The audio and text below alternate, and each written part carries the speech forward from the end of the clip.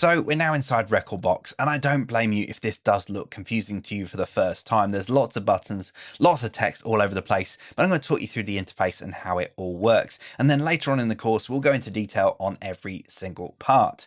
So at the top of Rekordbox here, we have the player area. Now, if you're used to any of the Pioneer hardware, then some of the buttons on here will look quite familiar.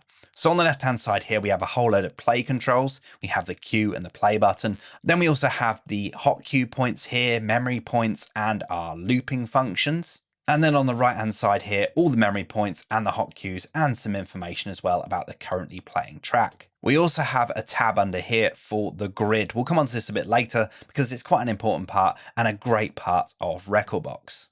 Down the left-hand side here is your folder structure. So this is where you're going to go to kind of organize all your tracks. So we have the collection here, we have our playlists, we have related tracks, which is an amazing function, which we'll come on to a bit later. We also have iTunes integration, which is probably something that's going to be taken out very soon when they stop making iTunes. Then we also have ways of being able to explore your hard drive, manage your devices, the histories, which is another amazing feature, and then finally our recordings. Again, we'll get onto all of these in detail a little bit later. And finally, down the bottom left-hand side here, we have the sync manager. This allows us to sync our computer with all its tracks on here to our USB sticks that we're going to use in the Pioneer players. And then on the right-hand side here, we have our list of tracks. So depending on which folder we're in on the left-hand side here, it will show us those tracks that are within that folder. So if we're in our collection, it will show us all the tracks within our collection. If we're in one of our playlists, again, it will show us all the tracks in that playlist. Now, this is a really handy table and very, very customizable.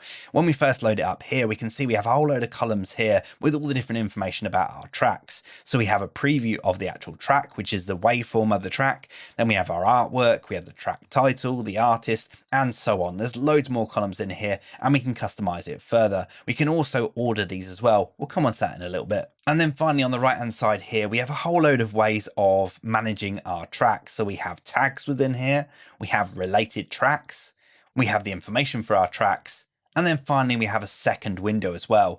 I'm going to go over these all in full detail a bit later, so don't worry if we're kind of going over them really quickly now. I just want to give you a quick tour of the interface. So if you've used any software before for organizing your music, such as iTunes, you can think of this as the iTunes for DJs, but with loads more features that are really applicable to DJs. And we'll go through those a bit later. But next up, we're going to import those tracks that are on our hard drive and start organizing them.